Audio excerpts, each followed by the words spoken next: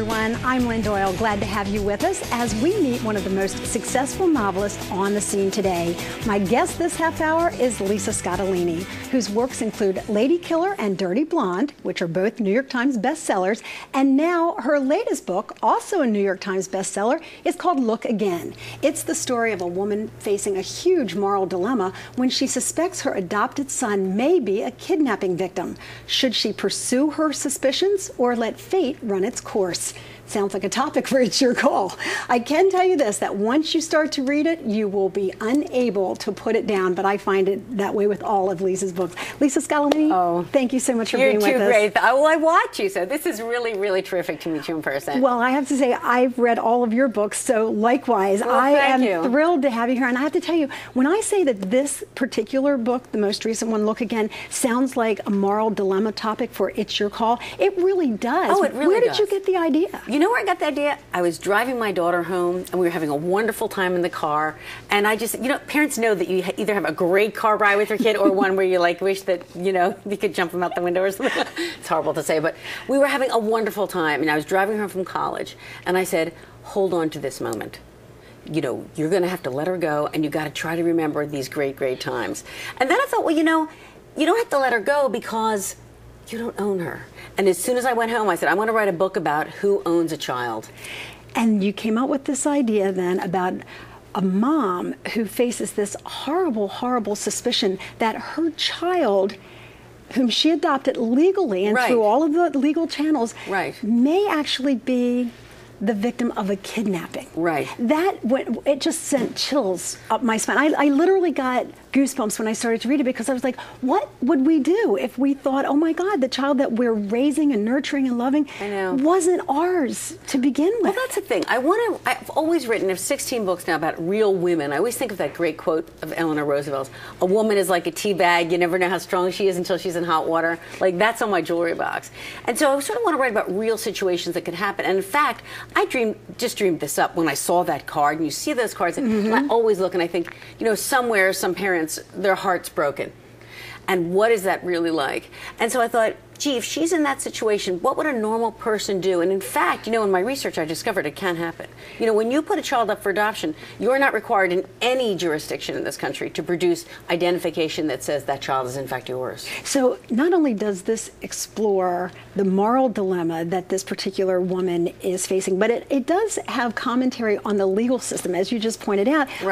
It seems like because of your legal background, a lot of your stories do kind of have that legal flair to it as well. Well, you know what it is? I think of my books as entertainment for smart people. You know, people, and they want to weigh, it's more like the basic question of right and wrong, good and evil, and love and hate, and justice or injustice. And I always have that as a backdrop. And so some woman is going to take on this issue and try to decide what is the right thing to do, what's moral, what's legal, what's fair. And that's something that smart people will think about and talk about. Now, I don't want to give away the ending of this book, but I do have to say, I was surprised, and I'm just going to leave that if I with the audience. Lynn Doyle, I'm so excited. I have to tell you, I was surprised because as I'm reading this, I'm thinking, how in the world is she going to conclude this in a way where I'm going to be satisfied with the ending? And I said, no, she's not going to do it. She's not going to satisfy me at the end. This is going to be one time that there's either going to be happy, sad, you know, tears, laughter, whatever.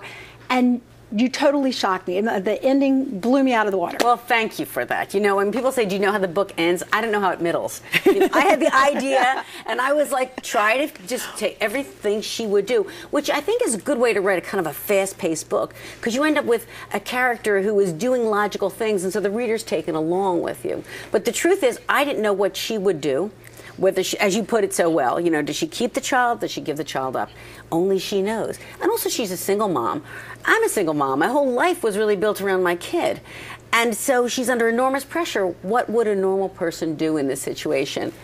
What's right? And do you always have the guts to do it? So I'm happy you were surprised by the end and also satisfied. That was my goal. When I read the review, and James Patterson, who's another one of my favorite authors, said, this is your best one yet. I am not worthy. Really? How does she top what she's done that he is saying that this is the best one yet? But do you feel like it's the best one yet? You know, I always feel like the most recent one is the best one. Because the truth, I take very seriously the craft of writing, even though I like to joke around. And the truth is, and it's a dopey maxim, but writing is like a muscle. The more you use it, the stronger it gets. So I think my writing is getting better and better.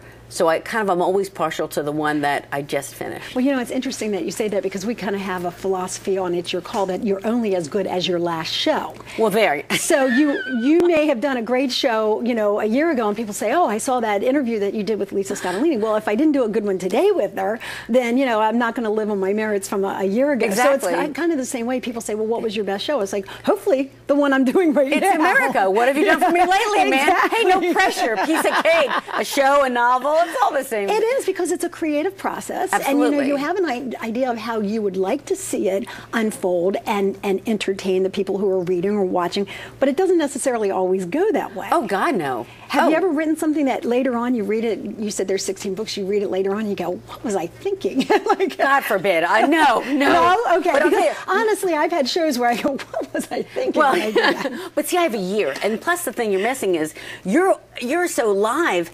You don't see my first draft. I've had first drafts where I thought, what am I thinking? And then I have to get back to the drawing board 7 days a week, day and night, and then you see it all. So you admit that there are some times that even Absolutely. you say, wait a minute, this is not going the direction in which I want it to go. We call that first draft. Exactly. That's a great thing. Now, are you working on one book exclusively, or do you always kind of have another one in mind, or do you even juggle 2 or 3 concepts at once? No juggling? I'm like a typical modern woman, right? I'm juggling food shopping and bill paying and laundry and writing and dogs.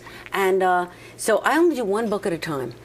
And now I do a column, so that's a little bit of extra time. We're going to talk about that. And so there's other things I'm doing, but never more than one novel.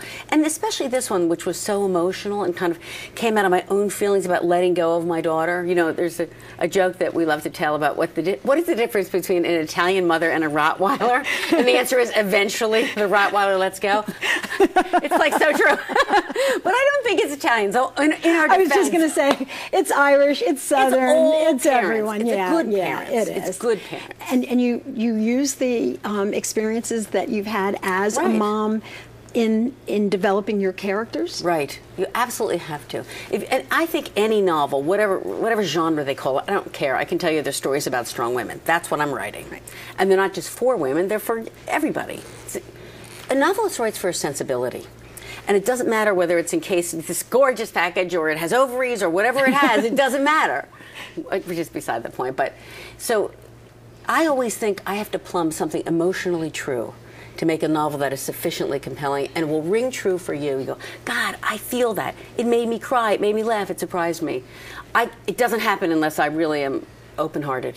Do you ever take your characters from a real life person or a composite of people that you know that you run across in your everyday life? No. No? It's much more fun to imagine. They're strictly Lisa's creations. Unless it's aspects of me. I won't sue you. God bless you. You want to come up with a TV journalist as long as she's really good at what she does and successful and doesn't murder anyone?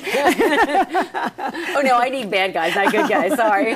No, I need to be a good guy. Okay, fair at least enough. for the time being. But the reason I ask is there's this new show on ABC that comes on after Dancing with the Stars, which I've only discovered now in its 7th season or something. I don't know where I've been on television all this time. You're reading it, but it's Castle, and it's supposed to be. I have a crush on him. Do you? It's supposed to be how this writer is following a real-life police detective around developing a character for his next novel. Right. And it's so funny. I was watching, and I knew you were coming in. I was like, I wonder if Lisa ever does that. Like if she tags along or rides along or takes bits and pieces from people. He's spending way too much time. They're going for the sexual attention. Has there been any more attention since Moonlighting? No, and I'm so there. Like, hello, Sybil Shepherd, meet Bruce Willis. Yeah, exactly. That's exactly what it reminds me And of. I like it, although it's a little unrealistic. I mean, his place is incredible. Yeah. The real truth is, you know. Oh, you don't have a loft like that in New York? I want a rockin' loft like that. And like the most beautiful, bright daughter, and I love the mom. Like I could be the mom.